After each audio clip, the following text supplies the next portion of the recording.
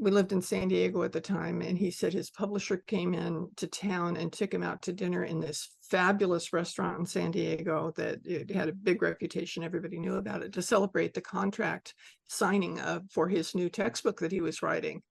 And when I heard that, the first thing that came into mind was, someday that's going to be me. My publisher's going to be taking me out to celebrate the contract that I signed for writing my book. You are now listening to the podcast where authors inspire listeners to become authors, the Going North Podcast. I'm your host, certified self-leadership trainer, best-selling author, and book enthusiast, DomBrightmon. And you're going to be listening to a different author that will inspire you to join the business of immortality, known as authorship. Now let the fun begin.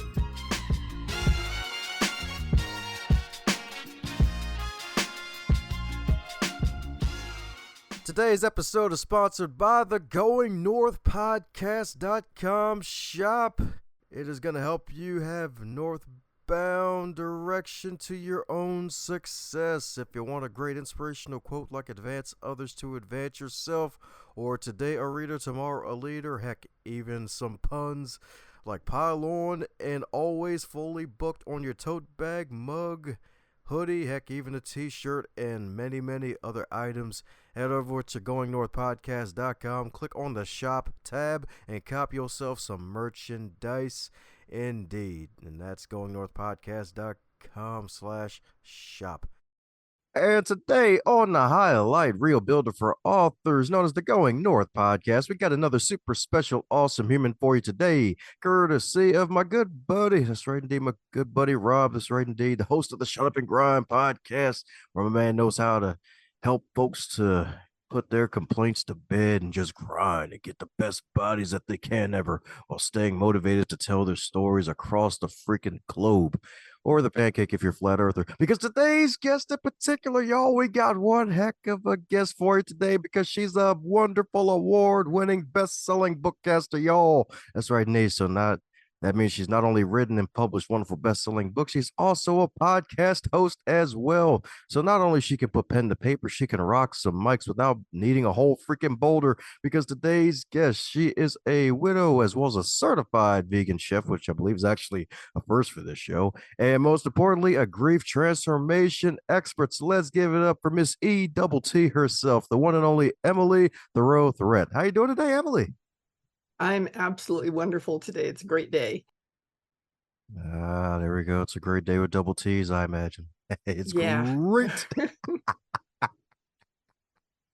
That's right, indeed. So she's got actually quadruple T's. The double T's in the first names, double T's in the last names. It's like double T. It's like she's got sweet tea and green tea. Lots of tea. There you go. That's right, indeed. I'm sure she spills the tea with her girlfriends when we're not recording podcast episodes, but hey, that's between her and them. We won't go to that. We all do that. I actually have somebody that I just was on my podcast who developed a whole line of teas to help you with dealing with grief and emotions and things, called tea motions. And that was really fun. It's amazing all the different things people can find to make their lives better. Oh man, thanks to English language folks will be like, is T-Mobile coming for that? It's like, but it's a different company. Oh, we're T-Mobile, y'all mobile. We're T-Motions. We're about emotions. Oh, I thought you meant motion as in moving. Okay. All right, we'll back off today. We're going to go back to our cell phone towers now, but we'll be on the lookout. We got Big Brother on our side, maybe.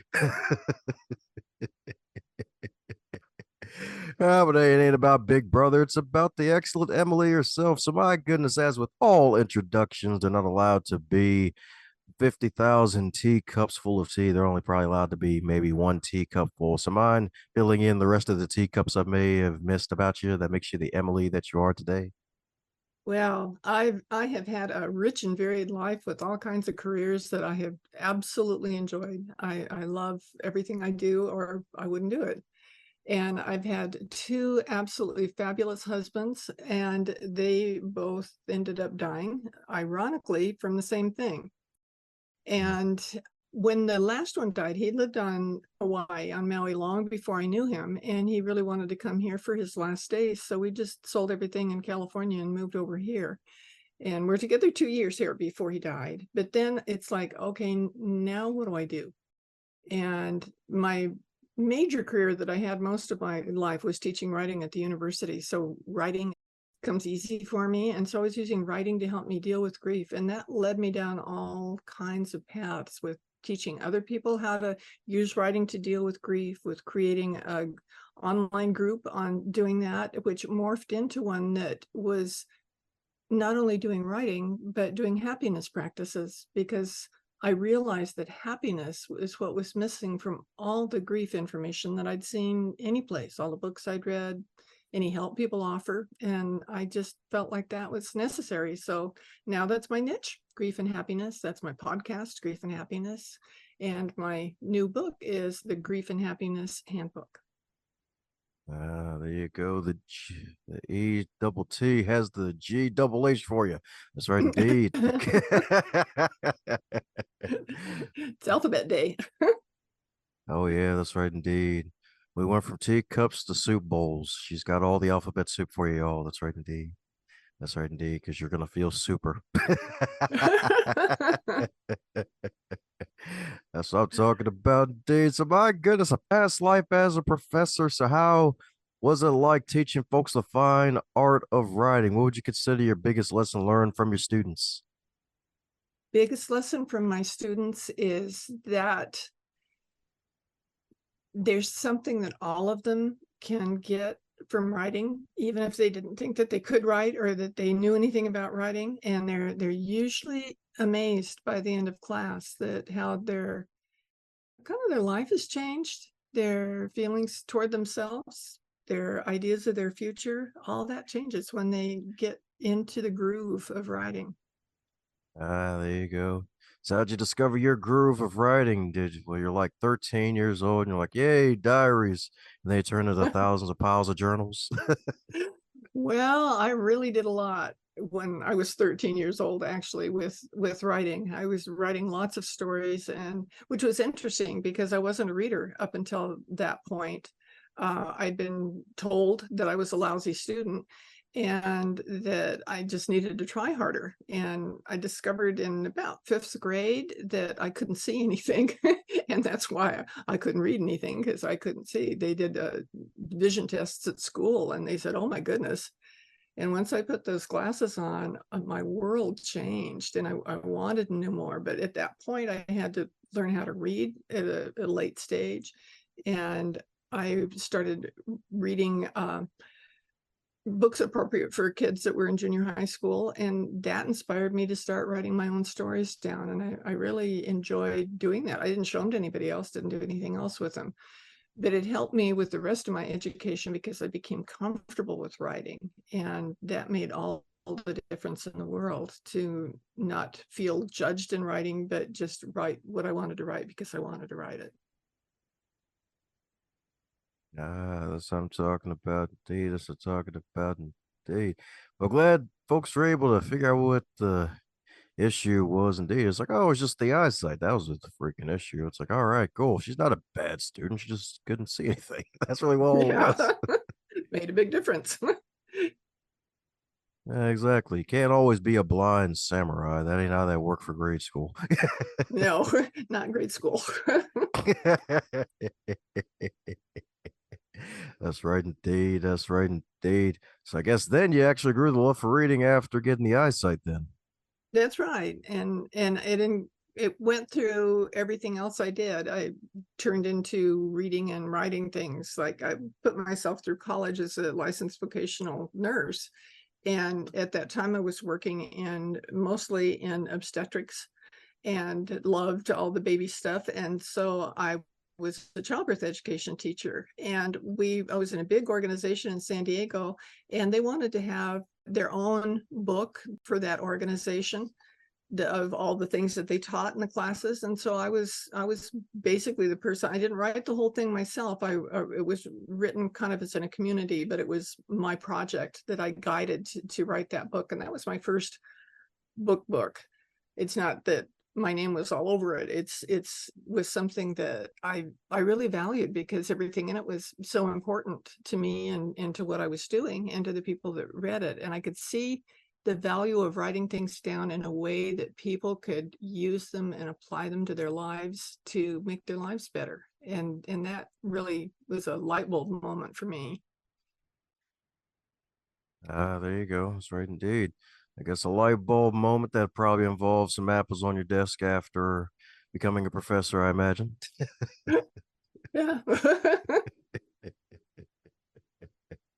So my goodness, my goodness. So then I guess with all the college years and eventually writing books of your own, textbooks, no less. And if I'm not mistaken, your textbooks came before the actual, I guess, wonderful books for the public to devour. So how was that transition? Because I know it was probably a different style required. Like you don't have to be as Absolutely. exact in a way. They're night and day difference between the before and after books.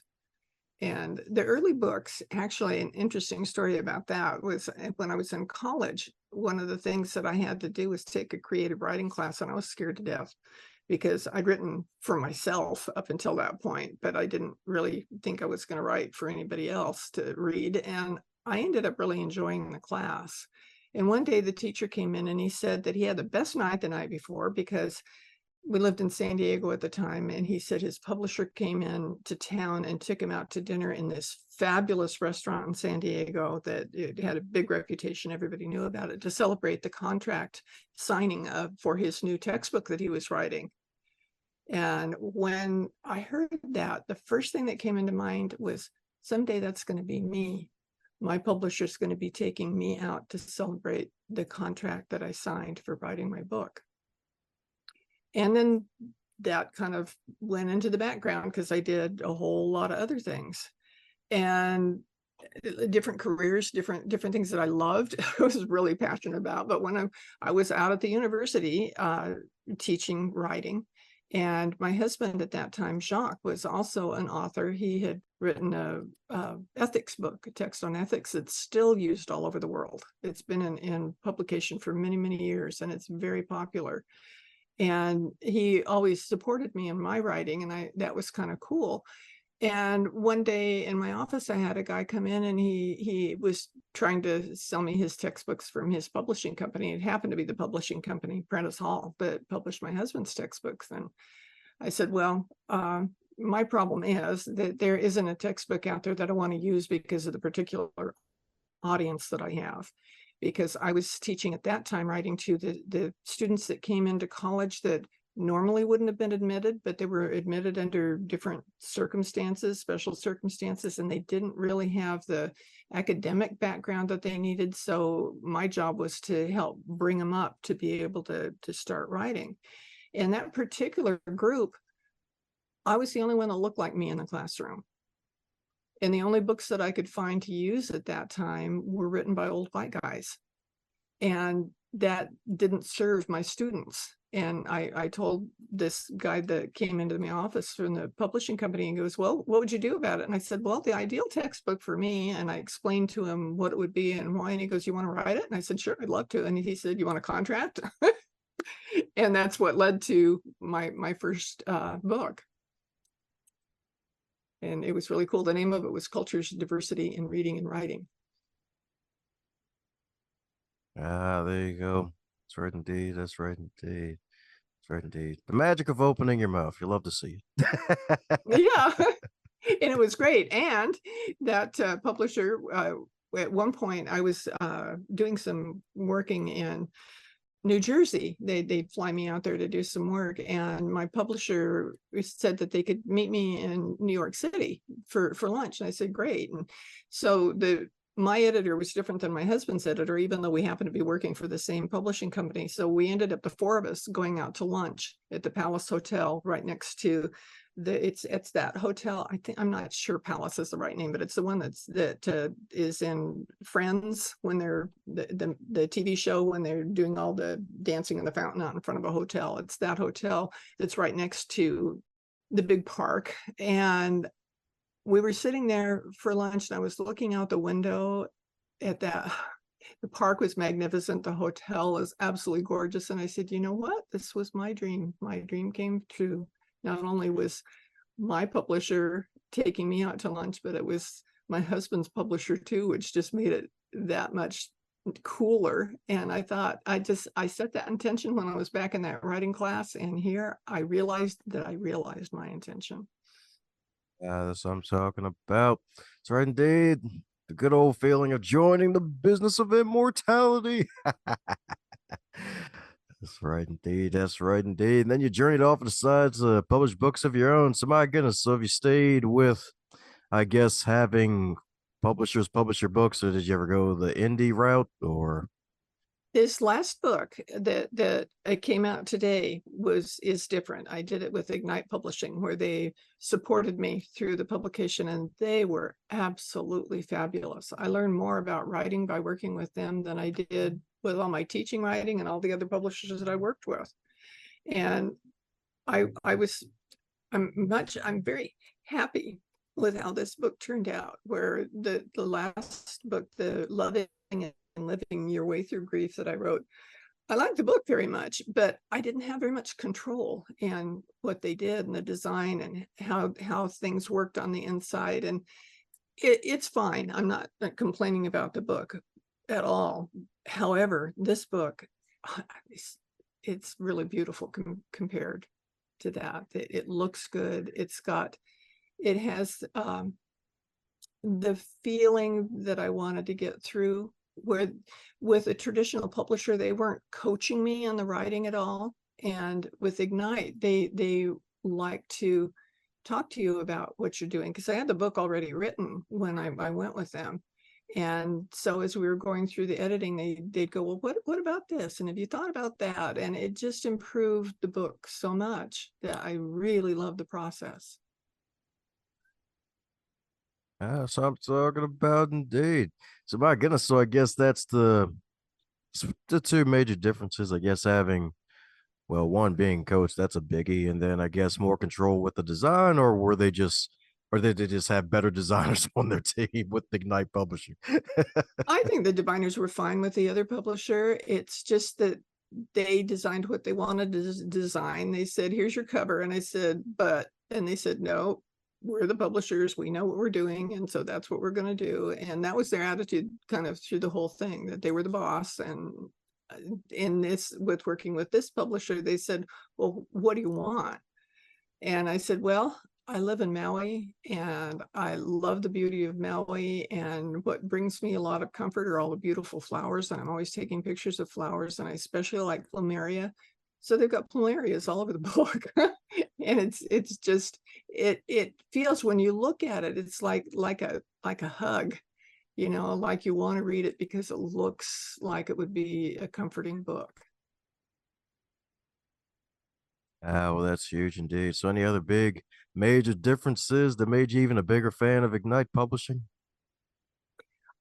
Well, their whole philosophy about life, their idea, their big project the publishing company is working on now is called Ignite Humanity, and they're going all over the world and doing really cool things. They're building schools. For instance, the person who was designing my book, the very sad story, so I won't tell you the whole thing, but she had gotten really into getting it started, and then she died very tragically.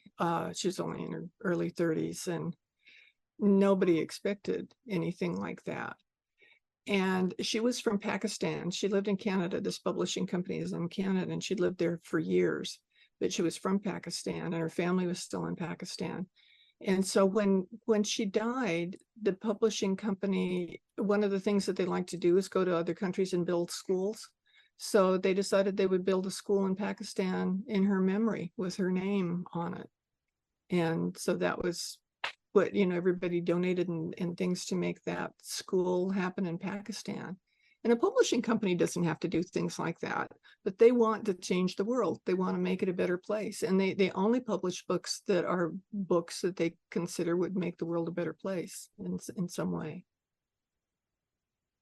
Yeah. Well, you're definitely right. That's freaking huge.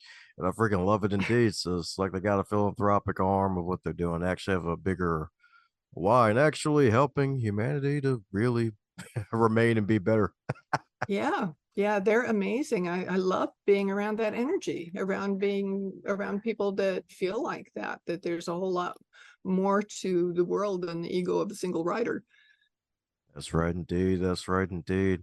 So, my goodness, son, speaking of positive energy across the freaking earth, indeed, especially being around a good positive energy, the Grief and Happiness Handbook. My goodness. So, we'll let you to put those two words together because most folks wouldn't even have them together at all. They're like, oh, God, it's like putting hot sauce and peanut butter or putting jelly with, I don't know, I guess avocados or something.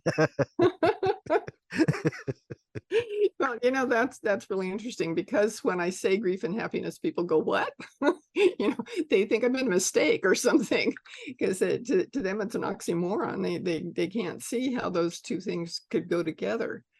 But I started out with just working with grief and with writing about grief, and the more I did it, and with the first book, and then with those classes that I taught with writing about grief, I kept feeling like there was something missing, that there had to be more to what I was doing than what I was doing. I liked what I was doing. I knew it was helpful to people, but I knew there was something more.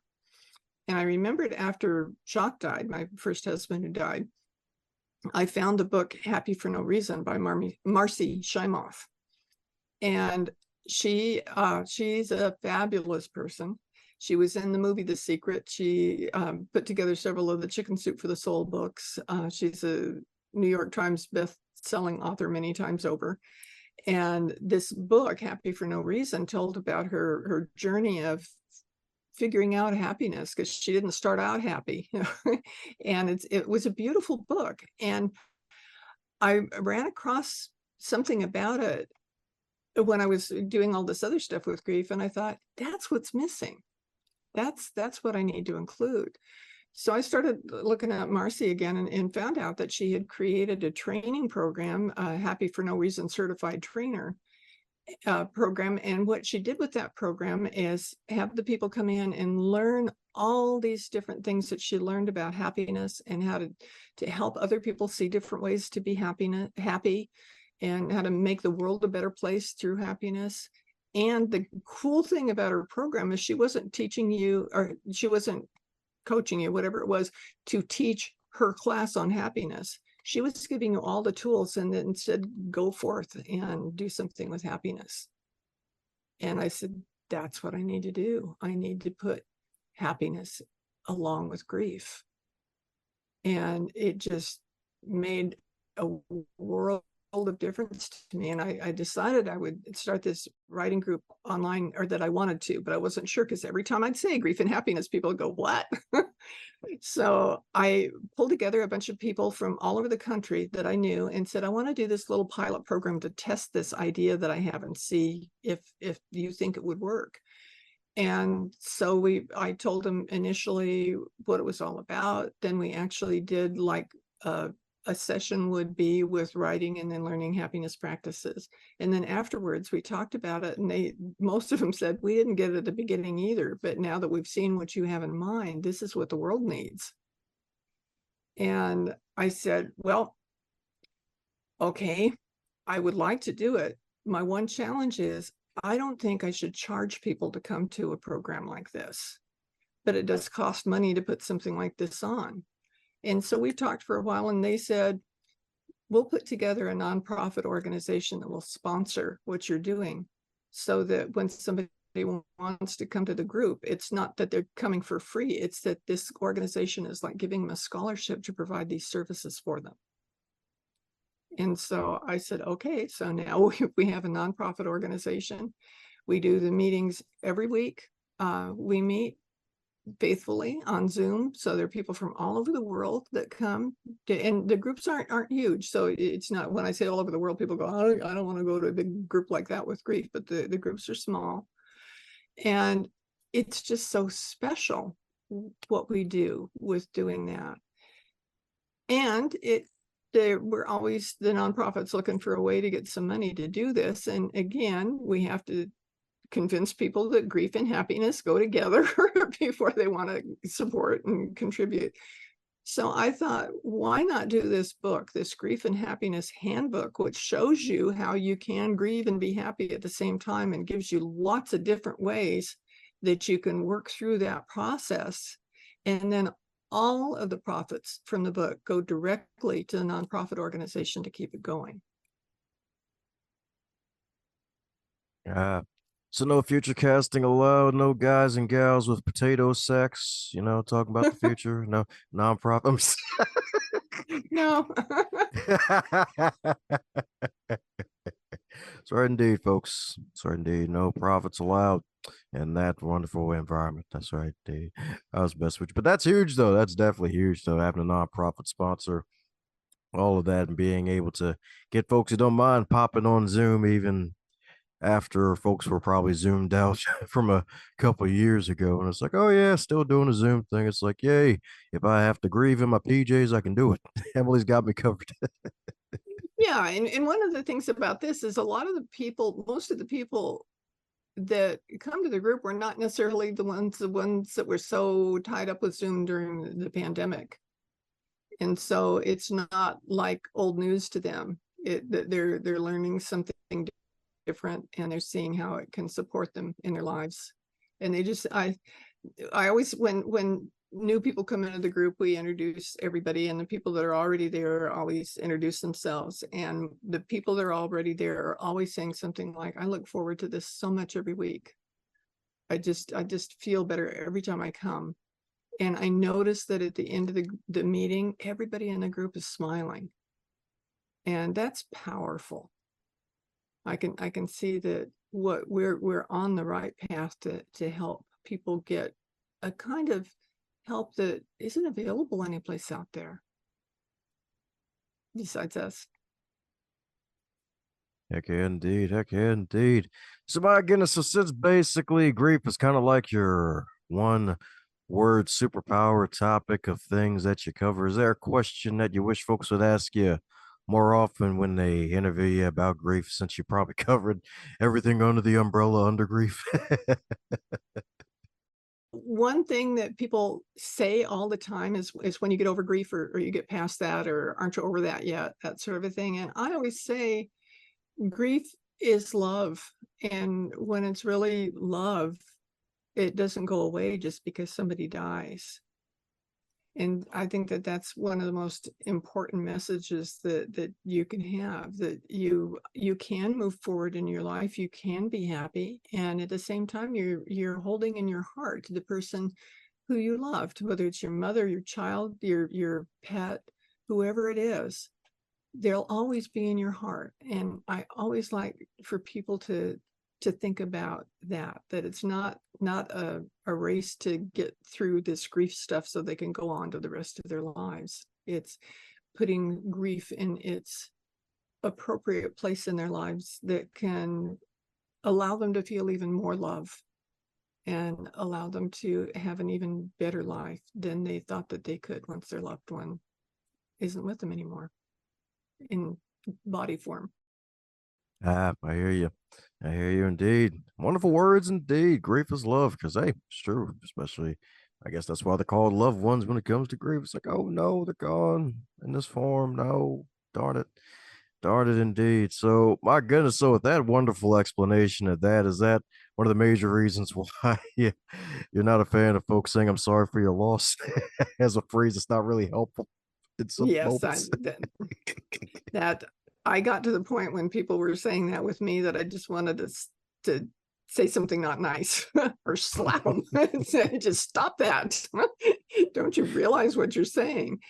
And then I realized they're doing the best they can when they say something like that. They don't know what else to say, and they're not trying to hurt me or make me upset. So I had to get over that. And I did, but I do admit that for a long time, it really bothered me until I figured that out. But you can always, well, for instance, people would always ask me how I was doing. And that's not a great question to ask somebody who's grieving. It's what are they going to say? And what I finally discovered that what I needed to say was, I'm doing the best I can. And that's exactly where I was at that point. Every time anybody had asked me that question, I was doing the best I can at that moment. So that kind of shifted my perspective on people trying to be nice, trying to be helpful. A lot of times they say really stupid things like, oh, you can get married again, or, you know, if your child dies, well, that's okay. You can still have another baby. No, you don't say that to people. That sort of thing isn't helpful at all. And I can tell you the best thing to say to somebody who's dealing with loss is to say something about their loved one. And if you don't know their loved one, say, what was your favorite thing about your loved one? Or what was a great experience that you had with your loved one? And you'll find that that will allow the person that you're speaking to relax and to go to a happy place, so to speak, since I'm all about happiness, of this sweet, beautiful things about the relationships, instead of focusing on the tragedy of whatever it was that happened. Ah, there you go. That's something new right there, indeed. It's right, indeed. Asking them what the favorite thing about it is about the loved ones, indeed. Because, hey, it's something you wouldn't even consider. Definitely wouldn't even consider, indeed. That's right, indeed. That's right, indeed. That's right, indeed. Because you read my mind, 'cause that was going to be my follow up question. Like, hey, anything you recommend for folks to say instead so that they don't invoke negative feelings in I the beat you griever? to it, huh? That's right, indeed. That's right, indeed.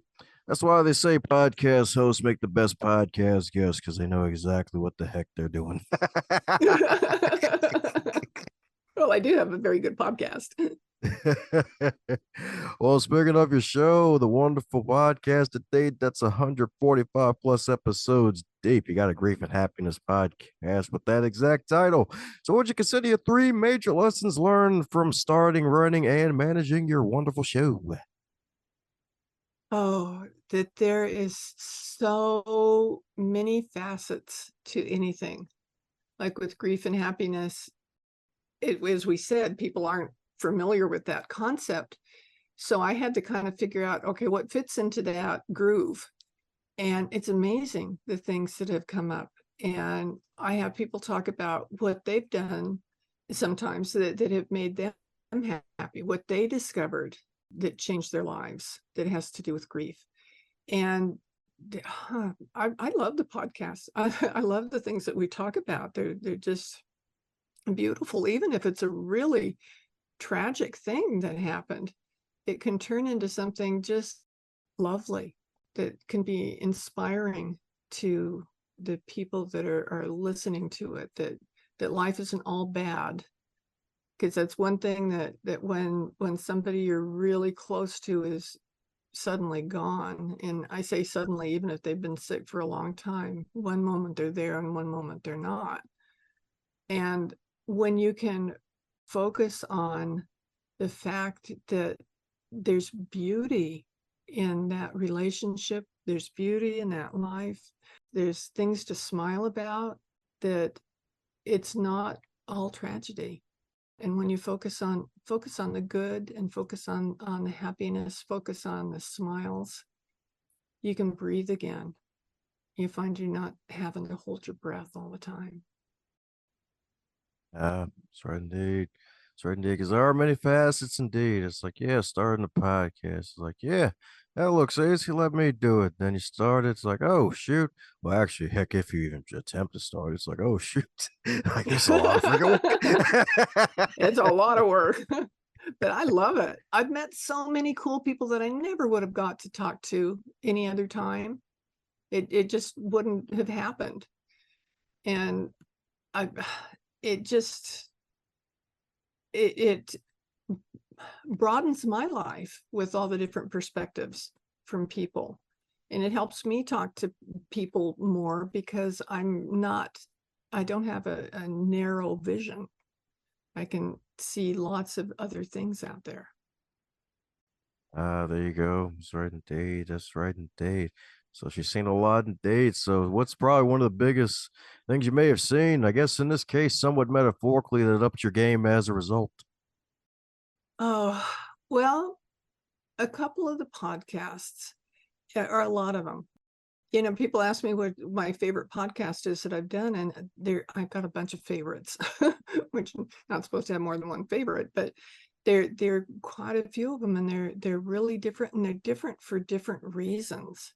Some of them encourage you to look at life entirely differently. Like I interviewed Dr. Eben Alexander, who was the neurosurgeon who became terribly ill quickly and ended up in a coma and had an incredible near-death experience. And neurosurgeons don't believe in that stuff. They just don't. So it really changed his life. And he spent the rest of his life still doing, was showing people how much more there is to life than what the neurosurgeons thought. And that just fascinated me. And another one that was really powerful was with a woman who was in the terrible mudslides that happened in Montecito, California, where the mud, because of all the fires that they'd been having when it rained, the mud came through Montecito and totally wiped out like a neighborhood.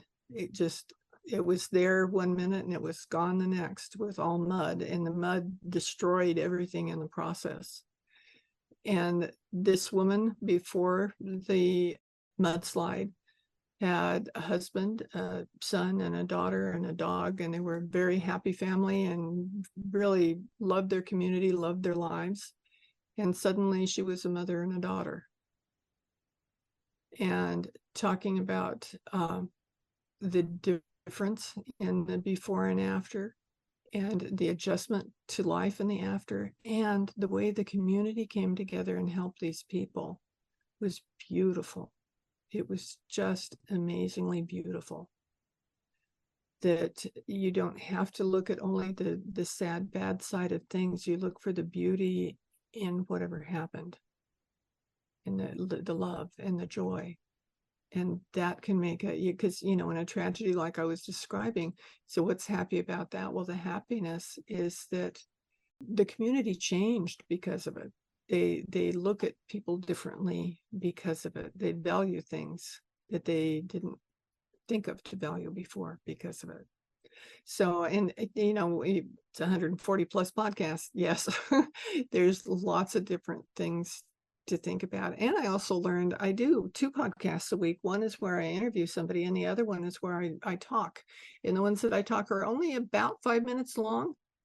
And I have as many people listen to the short ones as listen to the long ones, and as many people download the short ones as the long ones. And I didn't know how they were going to like those short ones to start off with, whether that would work, but it has, because what people tell me is it gives them just enough to think about something they hadn't thought about before, and they can kind of explore that, and it can change their lives from just these little moments. So, and it's all about grief and happiness.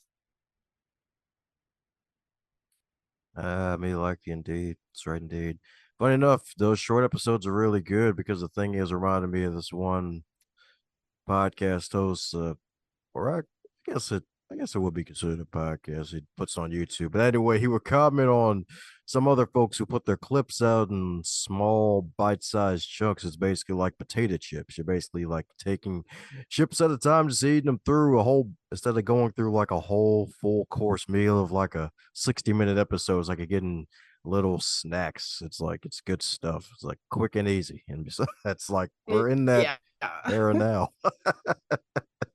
Yeah, a lot of times we get so involved in the long podcast or the long movie or the long, that we kind of lose perspective of everybody else. But when you have a quick thing, it turns it over to you. What are you going to do with that? How's that going to change your thinking or change your life, or make you think about something you'd never thought about before? Yep, that's true indeed. Yeah, it's right indeed. Especially after a while, where you may have your mind wander into a meadow full of squirrels and random birds singing and a random cotton candy ball rolling towards you and trying to get out of the way of it. and then you wake up and you realize it was a nightmare because you had bunny ears on your head with a lampshade on your hand. It was crazy. Jeez. You crack me up.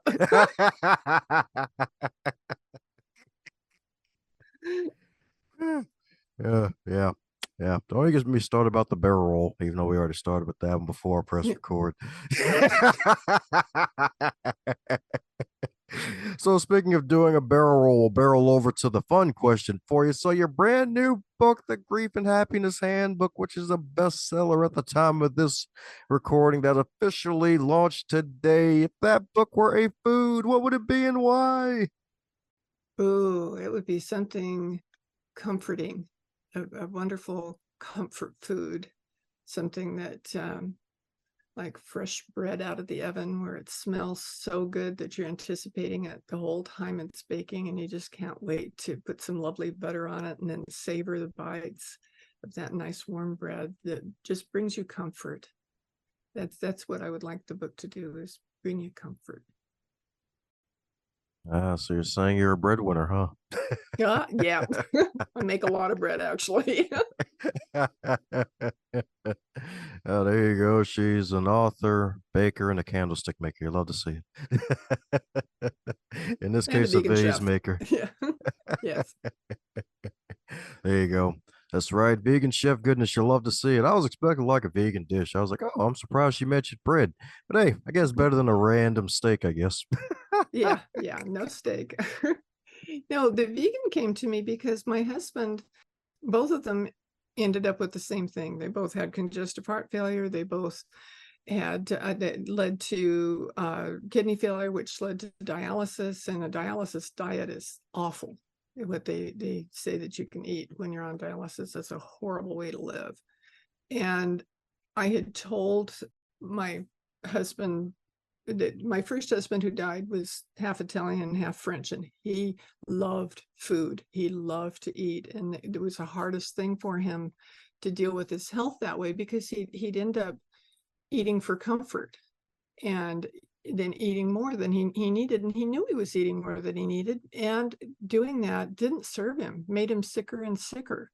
It wasn't just gaining weight, it was making him ill. And I had talked to my husband Ron about that when all these things started happening with him, and so he decided to start researching it to see what he should be eating.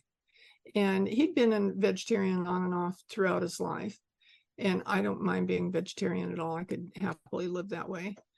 And he started with the research, discovered that a vegan diet was the best thing for his kidneys, to keep him the most comfortable that he could be in the rest of his life while he was dealing with all these kidney issues. And so he found this program for me online from Ruby, Rouxe, Ruxbe, fabulous program where you it's hard. You do a whole lot of stuff, and you have to cook everything, and you have to take pictures of everything, and you go through exams and everything, just like it's a regular cooking chef program, certification program. And it was fascinating, and I learned so much. And so we ate that way because it served his health the best. And I still kind of lean that way, but my son came to live with me after he died, and my son really likes to eat meat. So we had kind of balance it out. I still try to put a real emphasis on the food that's really healthy and good and serves your body the best. And vegan cooking does a lot of that. Oh, yeah, definitely indeed. That's right indeed. That's right indeed. It's definitely good for you indeed. That's right indeed.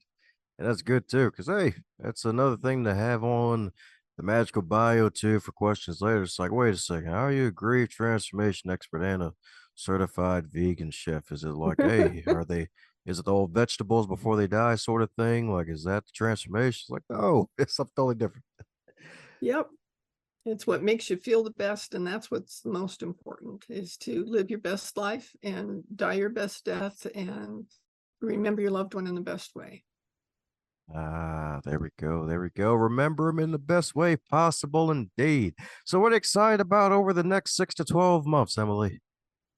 Oh, well, I am looking forward to breathing for a little bit. It's been so much with doing the book and creating the organization and doing the podcast. And I just recently stopped teaching at the university. I actually retired from there several years ago.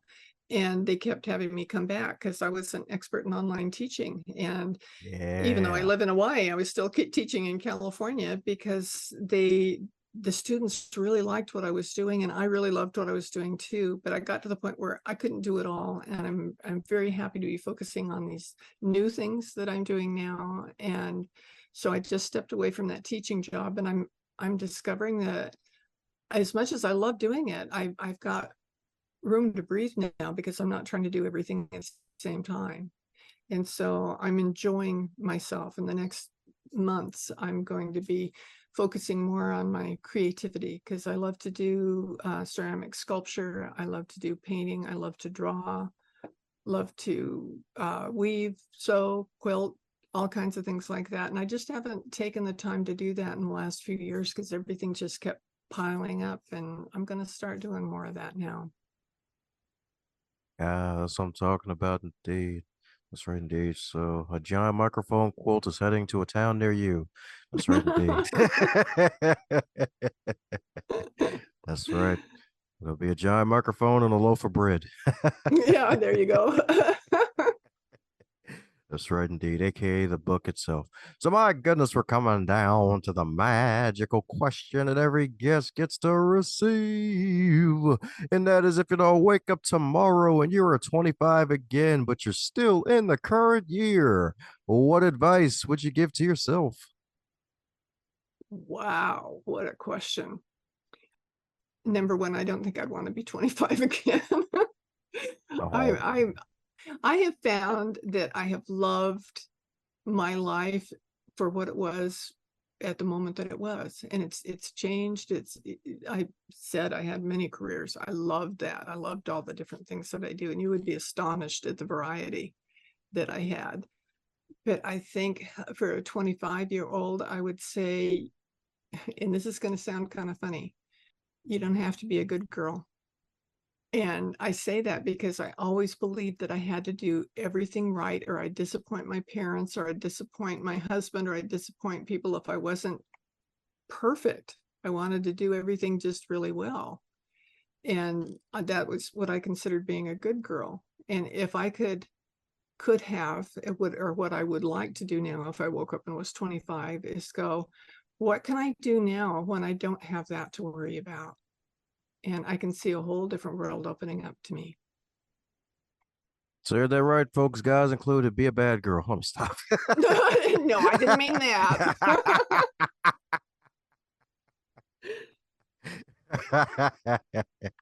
I'm just messing with you. Couldn't help myself. But yes, indeed. That's right, indeed. That's the name of the game.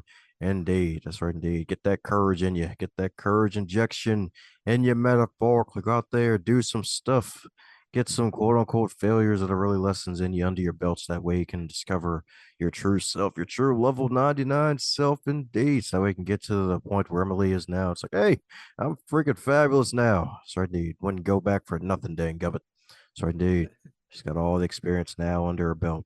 And there's more to come, indeed. And know folks probably want to keep up with your journey so they can find out more about the experience you're going to acquire. So, for those who need to do just that, snag some copies of your magical books, even the baker's dozen if they like, of each of your books. What's the best way for folks to do so?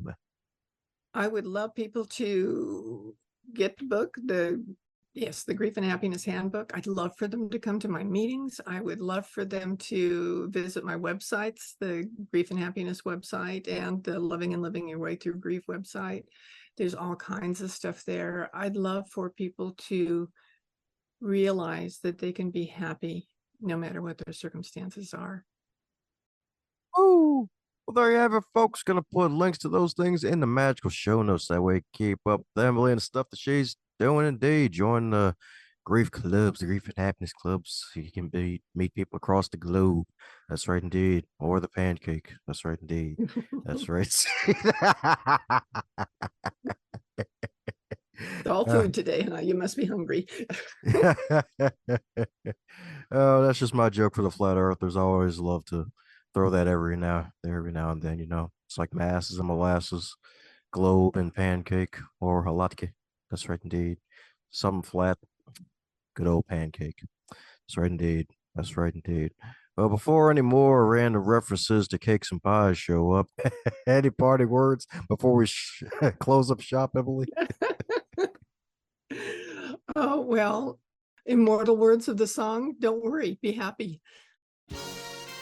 If you're hearing this part of the episode, that means you're one cool individual.